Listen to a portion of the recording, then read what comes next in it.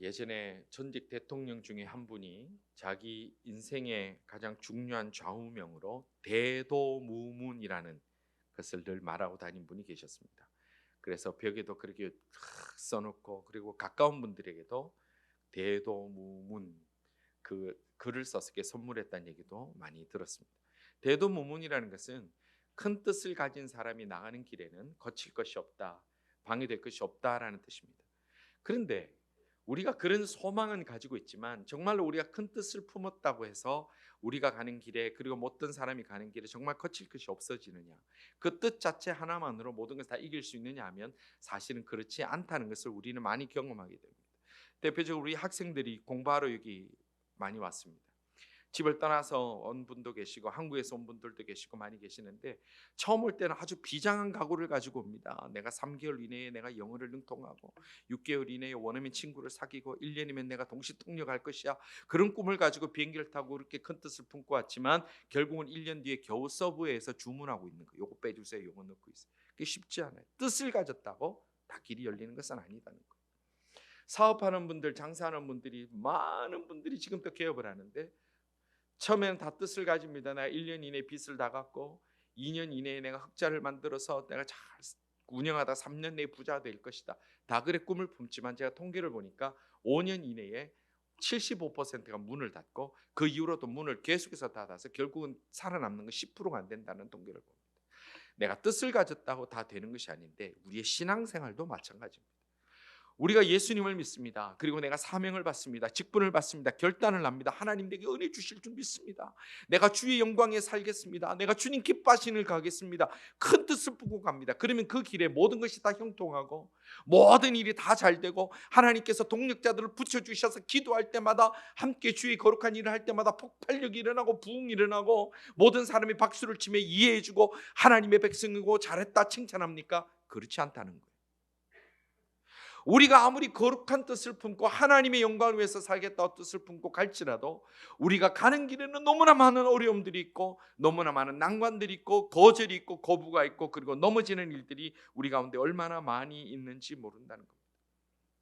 오늘 본문에 보니까 수많은 능력과 기사를 보여준 예수님께서 이제 십자가의 길을 가야 되겠다, 이제 그때가 되었다라고 이제 아시고 이제 결심을 하고 결단하시기를, 내가 이제 예루살렘을 향하여 가겠다, 큰 뜻을 이루시기 위하여 그 길들을 이제 재촉하십니다. 오늘 본문 51절에 이렇게 말씀합니다. 예수께서 승천하실 기약이 차감해, 승천하신다는 건 돌아가셔야 되는 거니까 십자가의 길이 이제 때가 다 차감해 예루살렘을 향하여 올라가시기로, 자 뭐라고 했다고요? 굳게 결심하시고. 예수님이 뭘 굳게 결심해요?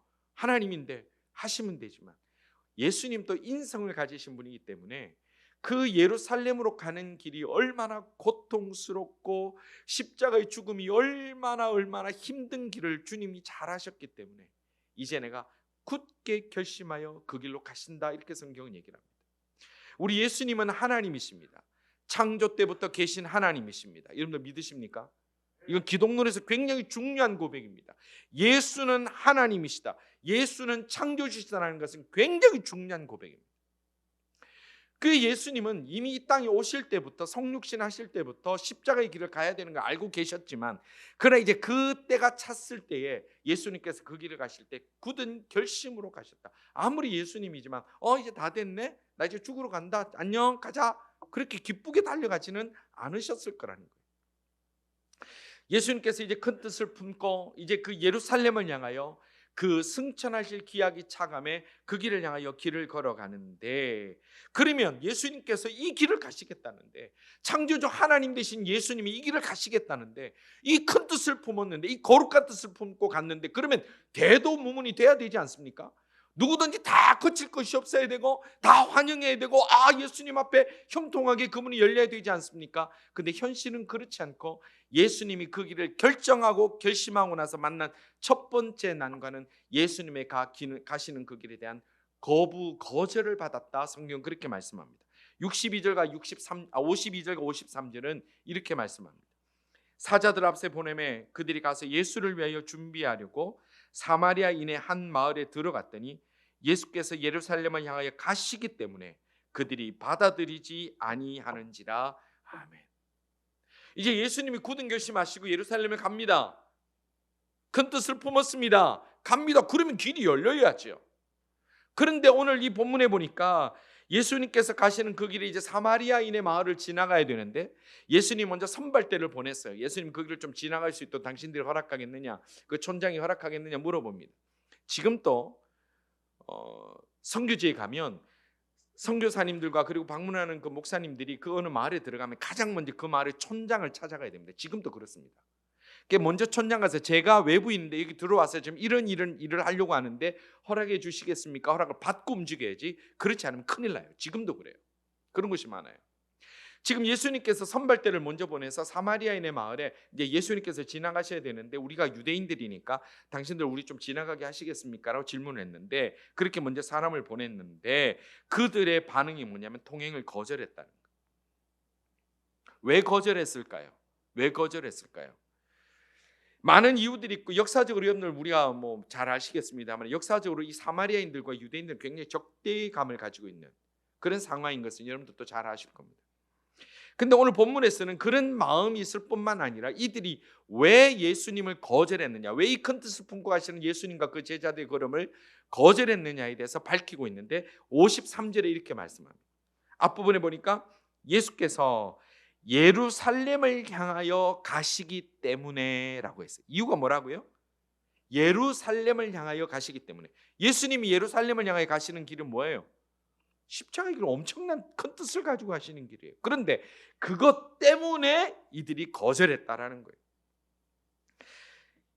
지금 예수님께서 예루살렘을 향하여 가시는데 문제가 뭐 있습니까? 없어 보이잖아요. 그런데 이들은 종교적인 열등의식이 있기 때문에 유대인들이 자기 땅을 받는 걸 싫어하고 유대인들도 사마리아인들과 말 섞는 것도 싫어했어요. 그래서 위에서 남쪽으로 내려올 때 이 사마리아인 지역을 지나가면 되지만 일부러 삥 둘러오는 것이 유대인들의 일반적인 반응이었어요. 그런데 이 사마리아인들이 이만큼 사마리아인들도 유대인들을 싫어했는데 요세푸스의 기록에 보면 이 당시에 유대 출신 로마 역사가인데 이 요세푸스의 기록에 보면 이 사마리아인들이 이 유대인들을 얼마나 싫어했냐면 지나가는 사람들, 여행객들을 그냥 죽여버리는 일들도 너무 많았다는 거예요. 그만큼 싫어하기 때문에 이들을 그 가는 일들을 살해하는 일도 일어날 만큼 싫었는데 이들의 그 반응이 예루살렘에 가시기 때문이라는 것은 뭐냐면 이 예수님과 무리들이 순례객으로 본 거예요. 어디로 가는? 예루살렘 성전으로 가는 순례객으로 본 거예요. 여러분 순례객을 왜 싫어할까요? 사마리아인들은 예루살렘으로 가지 못하기 때문에 유대인들이 그것을 막고 있기 때문에 순례객들의 걸음은 더더욱 싫어하는 거예요. 자, 그런데 이렇게 싫어하는데 이들이 그렇기 때문에 이들의 반응이 굉장히 거칠게 거절했던 것을 우리는 볼 수가 있습니다. 왜냐하면 이들의 거절에 대한 야고보와 요한의 반응이 성경에 나오는데 54절에 이렇게 얘기를 합니다. 즉 이 사마리아인들이 거절하니까 어떻게 반응했느냐? 54절 제자 야고보와 요한이 이를 보고, 그러니까 거절하는 것을 보고 이르되 주여 우리가 불을 명하여 하늘로부터 내려 저들을 멸하라 하기를 원하시나이까? 되게 좀 정의로워 보이지 않아요? 주님, 우리가 지금 이 큰 뜻을 품고 예루살렘을 향하여 가시는데 저들이 지금 방해하고 허락하지 않습니까? 주여 주께서 원하시면 하늘을 향하여 불이 떨어져서 저들을 다 불살라 죽이라고 명하는 거 원하지 않습니까? 와, 멋있죠? 멋있지 않아요? 근데 이게 너무 말도 안 되는 얘기라는 거예요. 지금 이 문장을 가만히 보십시오. 우리가 불을 명하여 하늘로부터 내려 저들을 멸하라 하기를 주님 원하십니까? 다른 말로 뭐예요? 자기에는 이런 능력이 있다라고 착각하고 있는 거예요. 자, 여러분들 물어봅시다. 지금 이 야고보 요한이 불을 명하여 하늘로부터 내려 저들을 멸하라 그러면 불이 떨어져서 그렇게 저들을 멸할 능력이 있습니까? 없습니까? 잘 모르시겠습니까? 없어요. 없어요. 근데 지금 이들의 말이 뭐예요? 주여 저들이 방해하네요? 와, 이거 의로운 분노입니다. 주님, 제가 지금 의분이 일어납니다. 불을 명하여 저들을 멸하겠습니다. 주님 허락하시겠습니까? 웃기는 얘기예요. 지금 이들에게는 첫째는 이런 능력이 없을 뿐만 아니라 그리고 이 본문의 내용에 어떤 사본에 보면 그 뒤에 뭐가 하나 더 달려있냐면 호스카이 헬리아스라는 뜻이 있어요. 호스카이 헬리아스는 뭐냐면 엘리야가 했던 것처럼. 무슨 말이에요? 엘리야가 예전에 바알과 아세라를 섬기는 그런 우상들 앞에 그 하늘에 불이 떨어져 그들을 살았던 것, 하늘에 불이 떨어졌던 것처럼 우리도 명해서 불을 명하여서 불이 떨어져서 저들을 다 진멸하도록 하리이까, 그렇게 착각하고 있다는 거예요. 이분들이 예수님과, 능력이 많으신 예수님과 오래 있다 보니까, 공생을 함께 하다 보니까 자기들도 뭔가 대단한 능력을 가진 존재처럼 착각하고 있다는 거예요. 우리가 지난 주일 말씀 같이 묵상한 거 기억하시죠? 누가 크냐라는 논쟁을 벌였습니다. 누가 크냐라는 논쟁을 벌리는 근본 이유가 뭡니까? 자기들 뭔가 대단하다고 생각하는 거예요.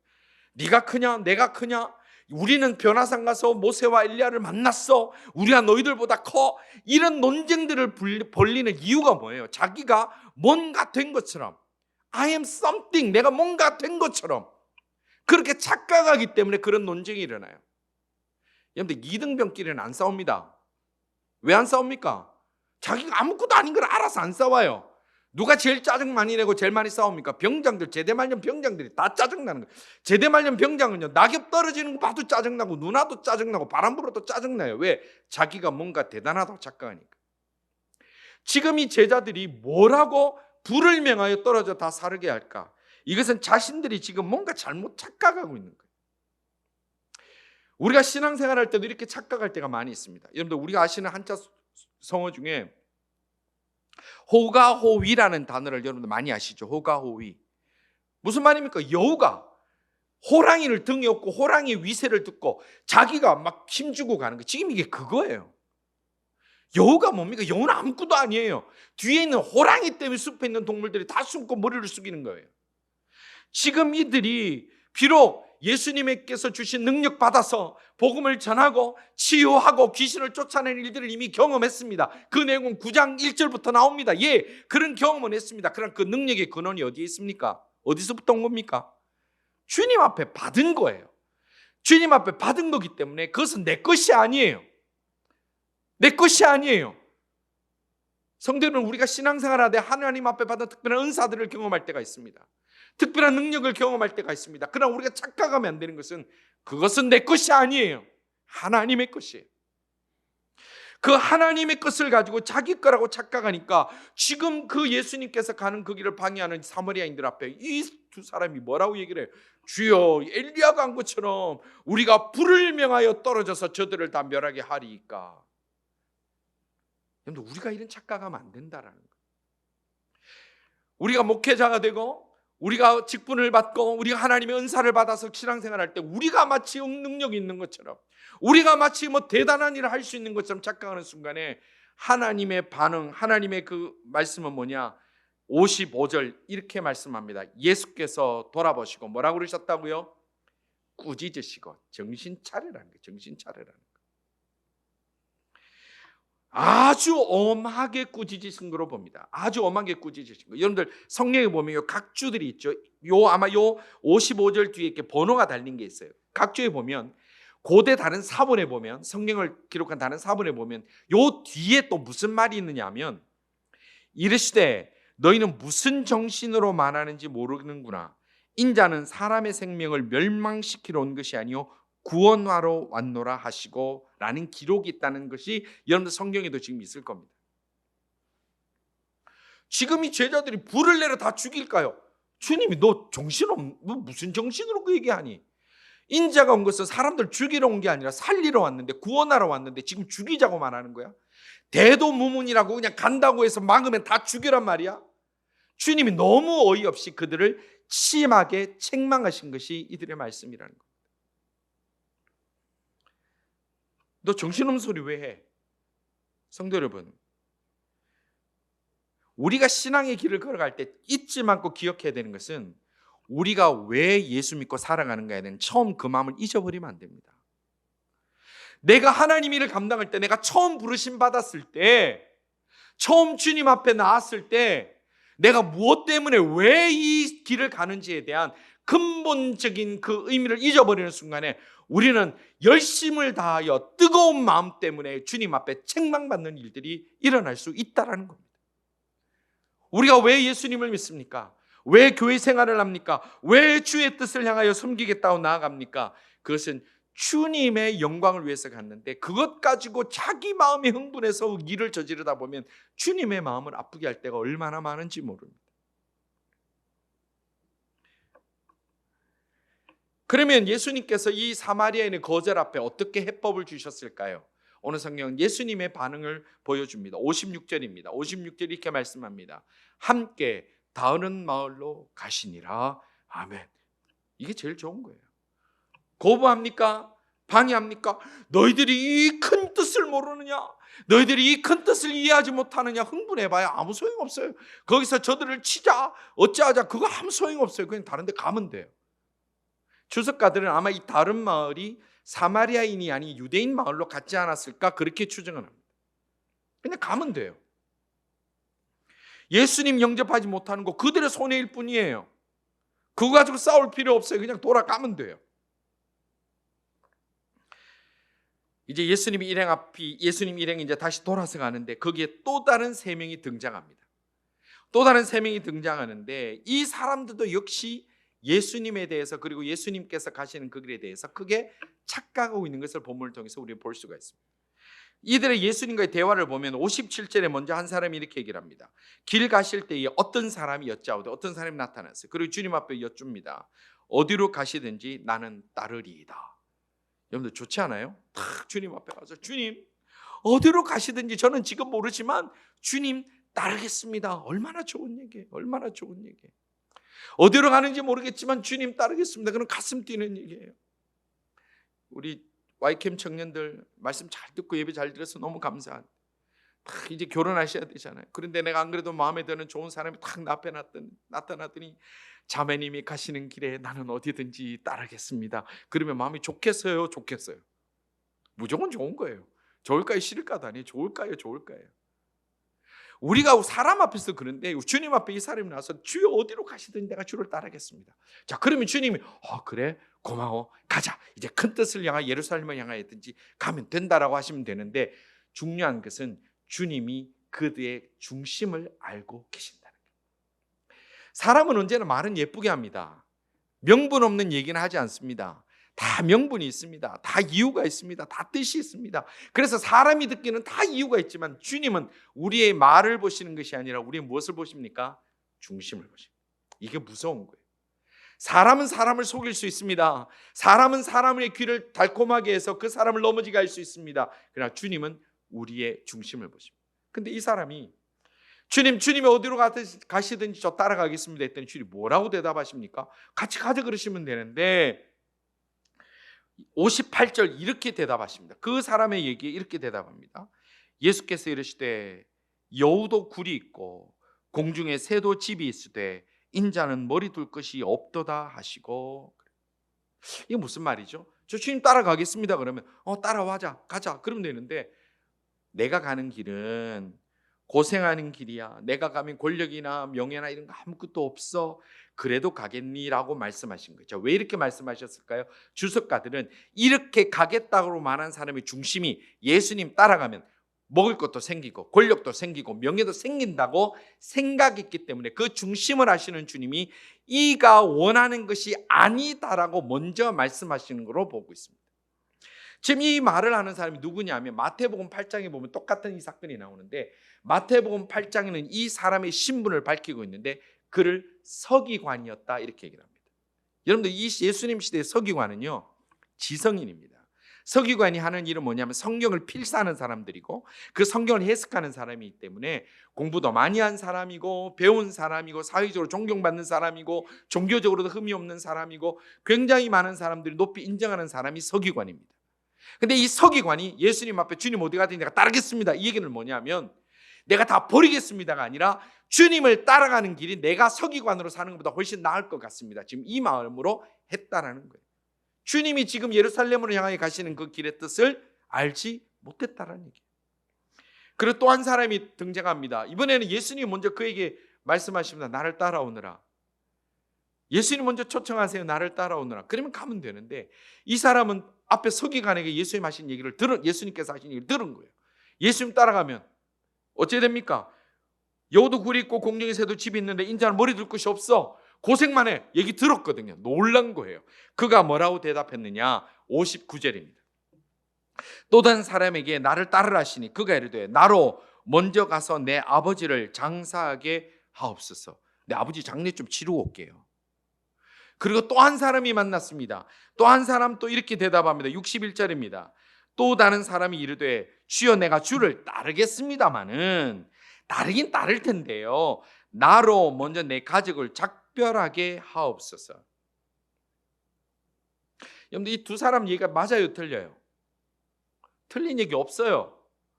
아버지가 돌아가셨는데 장례 치러야죠. 신앙조 오면 그러면 아버지 돌아가셨는데 장례식 안 가면서 나는 주의 말씀을 따르겠나다 그러면 하나님이 잘했다 그 믿음 좋다 그럴까요? 지금 얘기가 틀린 게 아니에요.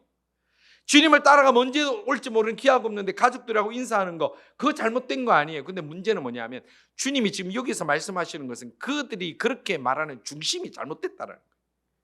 이유가 잘못됐다라는 거예요.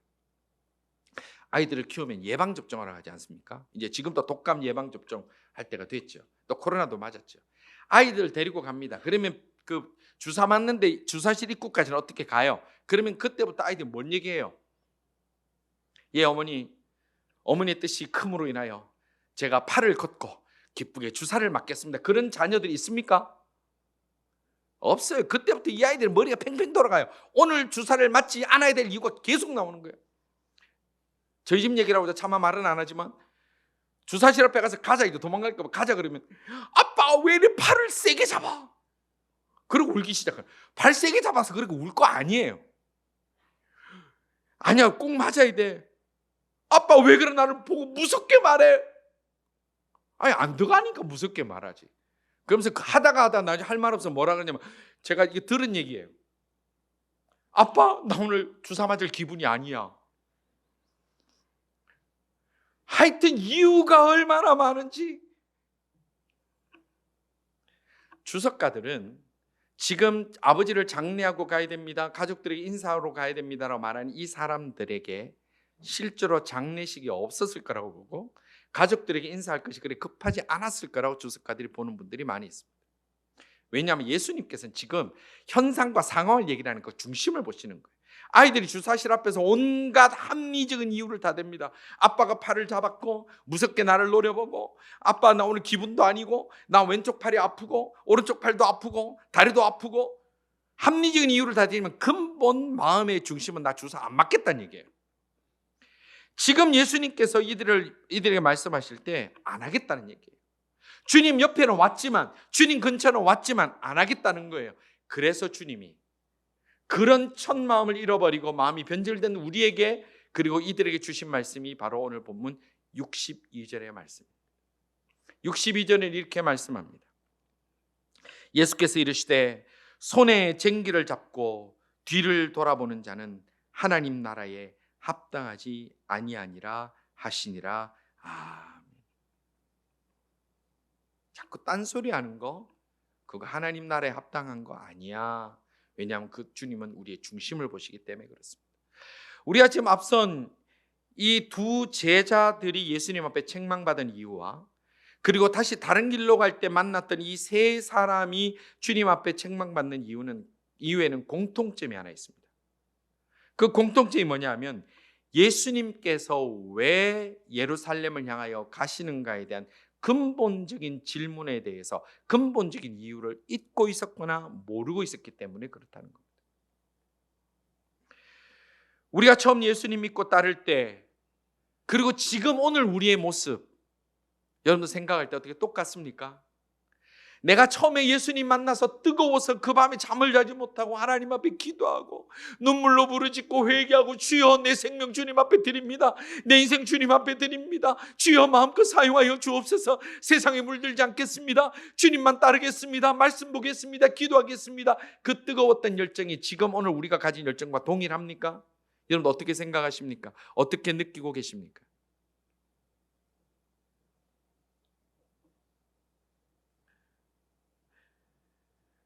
이런 말이 있죠. 사람은 변하지 않는다 그래요.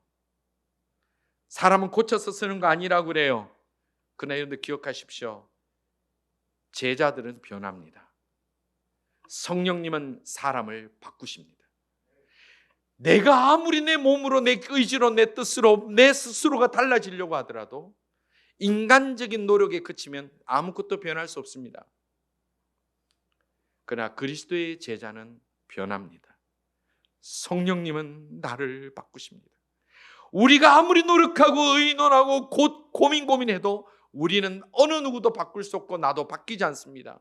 그러나 우리가 제자가 되기로 결심하면 주님의 역사가 일어나고 성령 하나님께서 한 사람 한 사람의 마음과 생각을 주장하셔서 주님이 우리를 새롭게 해주시는 줄 믿고 주님 앞에 마음을 열고 성령 하나님의 나를 바꾸어 주옵소서, 역사해 주옵소서, 기도로 나의 모든 것을 내어놓을 수 있는 하나님의 사람들 다 될 수 있기를 주님의 이름으로 축원합니다.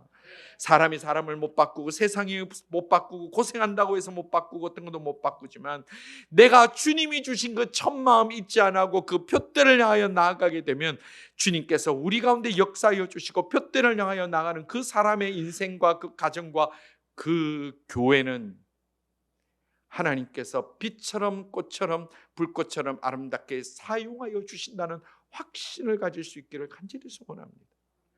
사도 바울은 빌립보서 3장 14절에 이렇게 말씀합니다. 표대를 향하여 그리스도 예수 안에서 하나님이 위에서 부르신 부름의 상을 바라보고 내가 달려간다. 그 부름의 상을 받고 내가 달려갈 때에 쟁기를 쥐고 뒤를 돌아보지 않겠노라라는 결단이 오늘 우리들에게 있어야 됩니다. 신학교 가니까 선배들이 그 얘기를 해요. 신학대학원 처음 입학할 때는 불덩이로 들어왔다가 3학년 졸업할 때는 숫덩이로 나간다. 그런 얘기를. 처음에는 이제 내가 다 세상 즐거움 다 버리고 주의 백성 주님 사역자로 살겠습니다. 신학교도 갈 때만 가슴이 뜨거워서 밥 먹는 것보다 기도하는 게 좋아요. 근데 3학년쯤 되면 새까맣게 타들어가가지고 그냥 어디 교회 가는 게 좋을까 쳐다보고 주산 튕기고 있는 일들이 너무 많더라는 거예요. 오늘 우리들은 그렇지 않습니까? 처음 직분 받을 때, 처음 하나님 앞에 부름 받을 때는 그렇게 가슴이 뜨거웠는데 쟁기를 내 손에 쥐었는데도 자꾸 뒤돌아보는 거예요. 여러분들 농사 지은 분들 좀 아시지만 쟁기를 가지고 뒤돌아보면요 밭이랑 다 삐뚤삐뚤 농사 안 돼요. 농사 안 돼요. 성도 여러분, 우리들 속에 성령님께서 역사하셔서 우리가 쟁기를 쥔 그 손으로 뒤돌아보지 아니하고 주님이 우리를 부르신 그 뜻에 맞게 주님께서 예루살렘에 가시는 그 향한 그 뜻을 바로 이해하고 우리가 신앙의 길을 가다 보면 어려움도 생기고 난관도 만나고 절벽도 만나지만 그럼에도 불구하고 그 길을 그 표대를 향하여 끝까지 잘 달려감으로 인해서 결국 나중에 이 야고보와 요한, 예수님 앞에 혼났던 이 야고보와 요한도 결국 순교의 길을 걸어간 것처럼 그리고 우리의 많은 믿음의 선배들이 주를 향하여 생명까지 버리면서도 믿음을 지켜갔던 것처럼 오늘 우리들이 믿음의 길을 갈 때에 그 어떤 상황과 그 어떤 어려움이 있을지라도 쟁기를 잡고 앞만 보고 달려감으로 주님 부르시는 그날에 주님께서 잘했다 칭찬하여 주시는 그런 흔들림 없는 믿음의 사람들, 본질이 흐트러지지 아니하는 믿음의 사람들, 세상 앞에 눈 돌리지 않는 올곧게 주님이 주시는 그 사명의 길을 걸어갈 수 있는 우리 모든 하나님의 사람들 다 될 수 있기를 주님의 이름으로 축원합니다. 기도드리겠습니다. 거룩하신 하나님, 연약하고 어리석은 저희들을 주의 백성으로 불러주시며 제자 삼아 주심을 감사합니다. 주여 원하건대 저희들이 주의 뜻을 가슴에 품고 받은 사명 가슴에 품고 손에 쟁기를 쥐고 분노하지 않게 하시고 엉뚱한 길을 찾지 않게 하시고 주님 앞에 변명하지 않게 하시며 주님이 가라 하시는 그 길을 표대를 향하여 온전히 달려감으로 마지막 날에 그 부르심의 그 상을 받아 누릴 수 있는 하나님의 사람들 다 되게 허락하여 주시옵소서. 저희들은 연약합니다. 간사합니다. 저희들을 주님이여 불쌍히 여기주시사 주의 영으로 든든히 붙들어 주시고 주님 영광 받아 주시고 사용하여 주시옵소서.